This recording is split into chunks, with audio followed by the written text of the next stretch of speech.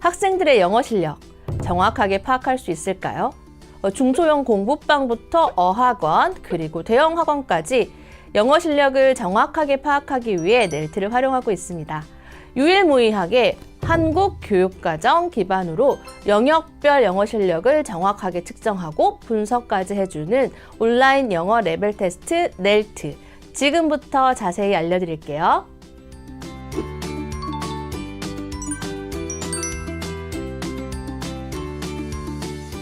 안녕하세요. 넬트 평가연구소장 백인경입니다. 넬트는 영어교육 전문기업 애니능률이 개발한 IBT 방식의 온라인 영어 레벨 테스트입니다. 응시자의 수준에 맞는 문항을 통해 영역별, 어휘, 문법, 듣기, 독해 실력을 정확하게 측정하고 상세한 분석이 담긴 성적표를 통해 중고등 내신 및 수능 대비를 위한 학습 처방까지 제공하는 시험입니다. 넬트는 현재 어휘, 문법, 듣기, 독해 종합 테스트와 어휘, 문법, 선택형 테스트 총 2종의 테스트를 이용하실 수 있습니다. 어휘, 문법, 듣기, 독해 종합 테스트를 중심으로 설명드리면 어휘 중심의 프리테스트 결과에 따라 응시자의 수준에 적합한 어휘, 문법, 듣기, 독해 영역별 테스트가 순차적으로 제공됩니다. 프리테스트를 포함하여 총 70분의 제한 시간 동안 최대 100여 개의 문항을 통해 영역별로 영어 실력을 정확하게 측정하도록 구성했습니다. 평균 응시 시간은 40분 미만입니다. 예비초를 포함한 초등 기초 단계부터 고3 수능 실전 단계까지 주요 학년에 따라 총 9개의 레벨로 구성되어 있습니다. 다음으로 넬트의 특별한 점 3가지를 소개해 드리겠습니다. 첫째, 한국 교육과정 기준의 영어 레벨 테스트입니다. 미국 교육과정 중심의 타사 레벨 테스트와는 달리 한국 교육과정 기준으로 세밀하게 설계한 다량의 테스트 문항을 통해 응시자의 실력을 정확하게 진단하고 다방면으로 비교하고 분석하여 최적의 학습 방법을 제시합니다. 상세한 성적표를 통해서 수능 기출 항목은 물론 교육부 성취 기준에 따른 어휘, 문법, 듣기, 독해 영역별 평가 결과를 전국 단위의 객관적 지표로 확인할 수 있습니다. 특히 응시자의 약점을 분석하여서 실질적인 성적 향상에 도움이 되는 학습 처방을 제시하므로 내신과 수능에 효과적으로 대비할 수 있습니다.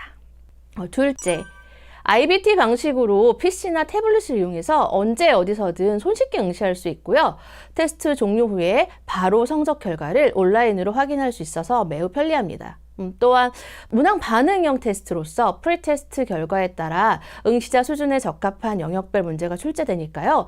영어 실력을 더욱 정확하게 측정할 수 있습니다.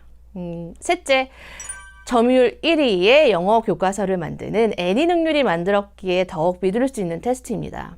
넬트는 국내 최고 영어 교육 전문가들로 구성된 애니능률 영어교육연구소의 40년 노하우를 바탕으로 개발하였고 한국영어교육학회 인증을 취득하여 영어 레벨 테스트로서의 신뢰도와 타당도를 인정받았습니다.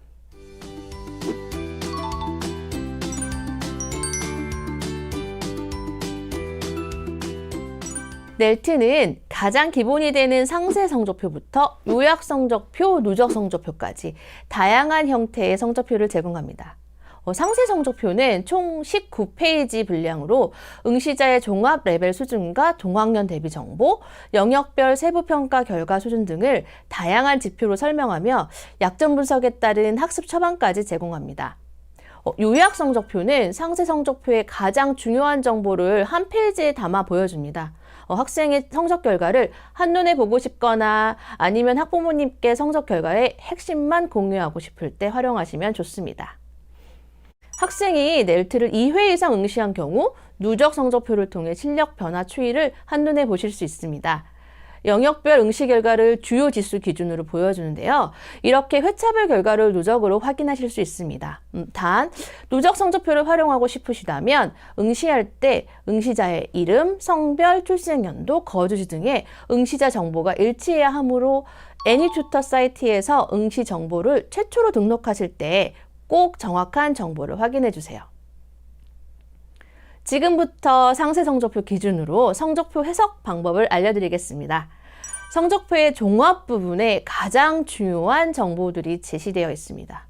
종합 수준은 4개 영역별 평가를 바탕으로 도출한 응시자의 현재 종합 레벨 수준입니다. 종합 수준은 각 응시자의 영역별 결과 수준을 영역마다 다른 비율로 반영하여 산정합니다. 항목별 평가는 영역별 성적 수준을 한눈에 보여줍니다. 오각형 그래프의 면적이 넓을수록 좋고요. 모양이 정오각형에 가까울수록 영역별 수준이 고르게 나왔다고 볼 수 있겠죠. 예상하시겠지만 성적은 보통 듣기, 어휘, 독해, 문법 순으로 높게 나옵니다. 동학년 응시자 대비 석차의 상위 퍼센트는 동학년을 기준으로 측정합니다. 예를 들어서 초등학교 6학년 응시자의 상위 퍼센트는 같은 초등학교 6학년 응시자들의 성적 결과를 비교하여 결정하는데요.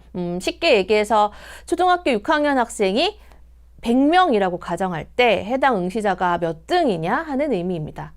상위 퍼센트는 응시자가 몇 명인지 기준으로 산출되기 때문에 응시할 때마다 결과가 수준이 비슷해도 상위 퍼센트는 매번 달라질 수 있습니다. 그 다음을 보시면 상위 퍼센트를 동학년 응시자 평균과 비교한 그래프가 나와 있습니다. 그래서 자신의 위치를 한눈에 파악할 수 있습니다.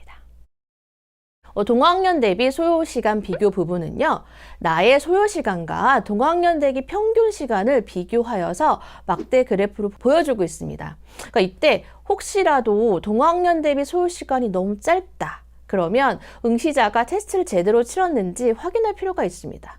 답을 찍어서 빨리 넘기는 학생들이 종종 있거든요.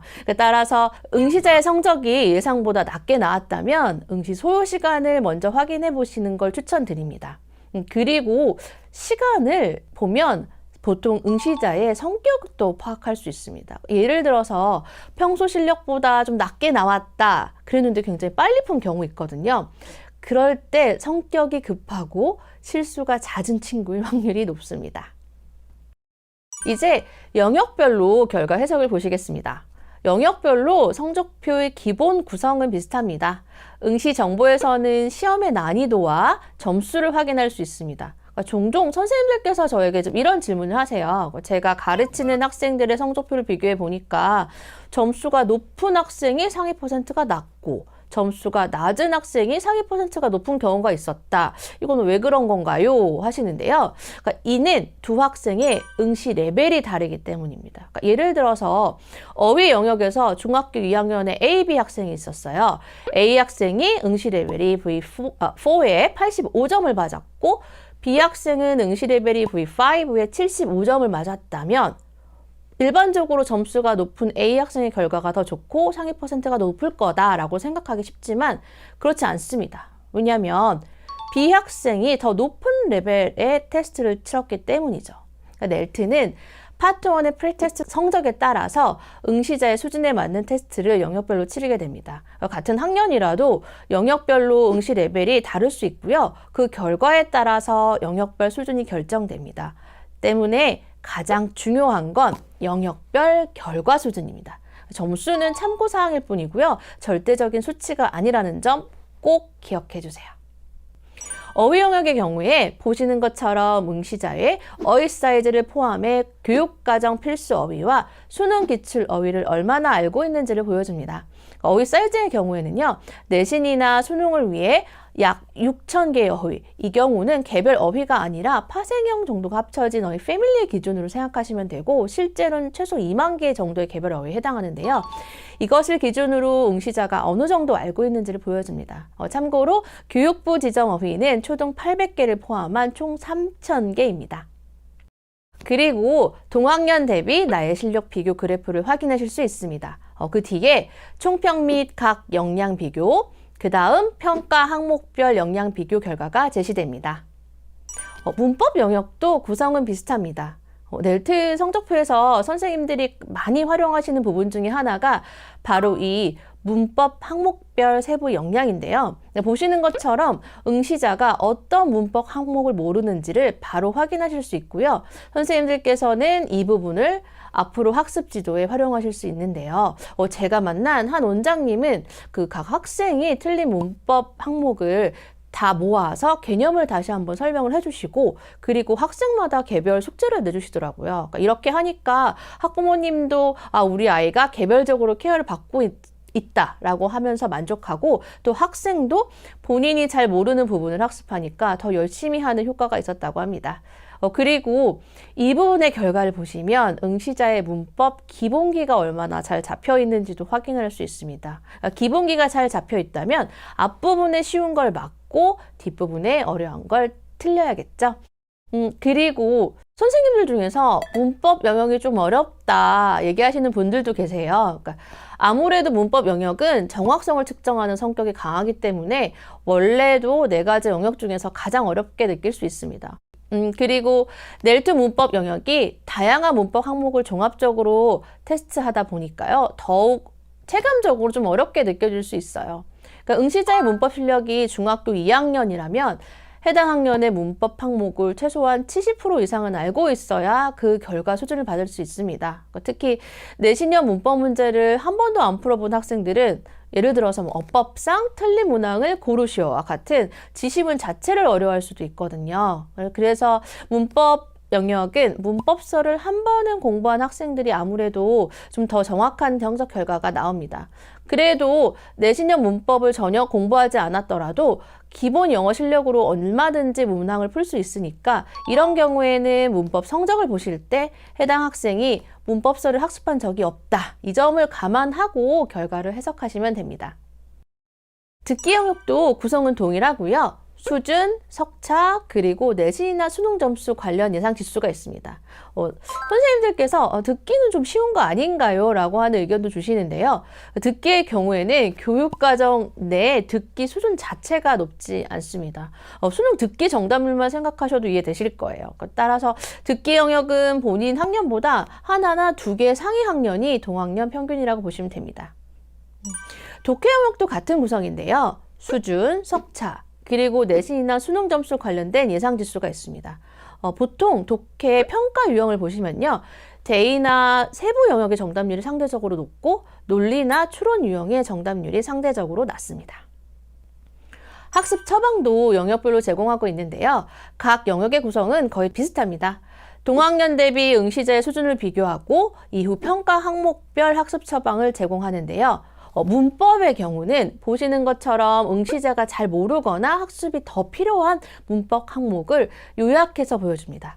학습 처방 부분은 선생님들께서 보시고 그대로 이용하셔도 좋고요. 학부모님과 상담하실 때 참고 자료로 활용하셔도 좋습니다. 마지막으로 성적표를 통해서 학생들의 보완점을 파악하려면 영역별 결과를 비교해 보는 것도 좋습니다. 그러니까 학생마다 약간씩 다를 수는 있지만 영역별 실력을 상대적으로 비교해보면 보통 듣기, 어휘, 독해, 문법 순으로 성적이 높게 나오는데요. 그렇지 않은 경우는 한 번쯤 평가 항목별 결과를 세심하게 살펴보는 걸 추천드려요. 그러니까 어떤 원장님이 공유해 주신 사례가 있었는데요. 한 학생이 듣기 성적이 생각보다 너무 낮게 나왔다고 하더라고요. 근데 학원에서 보통 듣기 수업은 잘 안 하시잖아요. 그래서 학생한테 제대로 풀었니? 했더니 네 선생님 저 열심히 풀었는데요 라고 했다고 해요. 그래서 선생님께서 그 모평에 듣기 시험지를 다시 풀게 하였더니 진짜로 생각보다 성적이 좀 낮게 나온 거예요. 그러니까 이 학생이 듣기 실력이 상대적으로 낙했던 거죠. 그래서 바로 그 학생만 듣기 문제를 따로 보충을 했다고 하시더라고요. 어떤 경우도 있었냐면 문법 성적에 비해 어휘 수준이 낮게 나온 학생도 있었습니다. 그러니까 이상하다고 생각을 해서 그 어휘의 평가 항목별 결과를 보니까 다른 항목의 정답률은 100%, 80%인데 그 단어 사용하기, 그러니까 즉 주관식으로 단어를 쓰는 유형이 있거든요. 그 유형의 정답률이 20% 수준이었대요. 그래서 학생한테 확인해 보니까 그러니까 어휘를 외울 때 보통 이제 선생님들께서 많이 문장이나 구로 외워라 라고 말씀하시는데 이 친구는 그냥 이제 눈으로만 외운 거예요. 근데 잘 아시겠지만 이런 경우에 나중에 내신 점수도 영향을 줄 수 있습니다. 그래서 이처럼 성적표를 해석하실 때 영역별로 비교를 통해서 학생의 보완점을 파악하고 그 부분을 잘 참고하여서 지도해 주시면 좋습니다. 선생님들께서 넬트를 더 잘 활용하실 수 있도록 테스트 응시와 성적 분석 시 꼭 참고하셨으면 하는 내용을 전달해 드리겠습니다. 우선 넬트 응시 전에 성적표를 학부모나 학생들에게 공개할 것인지 아닐 것인지의 여부를 결정해 주세요. 그리고 학생들에게 공개를 하겠다 하지 않겠다를 알려주세요. 공개를 하지 않는다면 학생들에게 너희들의 실력을 선생님이 좀 더 객관적으로 알고 싶어서 넬트를 보는 거야. 성적 결과는 선생님이 참고만 할 건데 혹시 궁금한 사람은 알려줄게 등으로 안내를 해주시면 좋습니다. 만약에 성적을 공개하신다면 학생과 학부모님께 이 시험을 왜 보는지에 대한 안내가 필요할 것 같습니다. 예를 들어서 넬트라는 시험을 볼 건데 한국 교육과정 기준으로 아이들의 영어 실력을 측정하는 레벨 테스트다. 근데 문법이 조금 어렵다고 하니까 혹시나 결과가 낮게 나오더라도 너무 실망하지 않으셨으면 좋겠다. 그러니까 이 시험을 통해서 아이들이 무엇을 보완해야 하는지를 파악하고 앞으로 그에 맞춰서 원해서 지도를 하려고 합니다. 등으로 설명을 해주시면 좋습니다.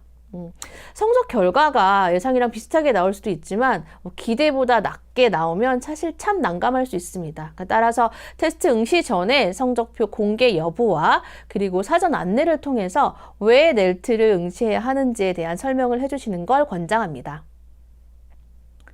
학생들이 넬트에 응시할 때 가능한 선생님께서 간독을 해주시면 좋습니다. 그래야 사실 학생들도 좀 더 긴장감을 가지고 시험을 보게 되는데요. 만약에 그렇지 못한 상황이라면 주어진 시간 동안 학생들이 최선을 다해 제대로 실력을 평가받을 수 있도록 안내 말씀 부탁드립니다. 응시생 지정 시에 응시자 예상 실력은 가능하면 실제 학년으로 선택하는 것이 좋습니다. 넬트는 그 프리테스트의 파트 1의 응시 결과에 따라서 나머지 응시 레벨이 결정되는데요. 예를 들어서 초등학교 1학년 학생이 중학교 3학년 정도 되는 실력이라고 하더라도 초등학교 1학년으로 시험을 보아도 그 실력에 맞게 시험을 보았다면 중학교 3학년 이상이 되는 결과를 받을 수 있습니다.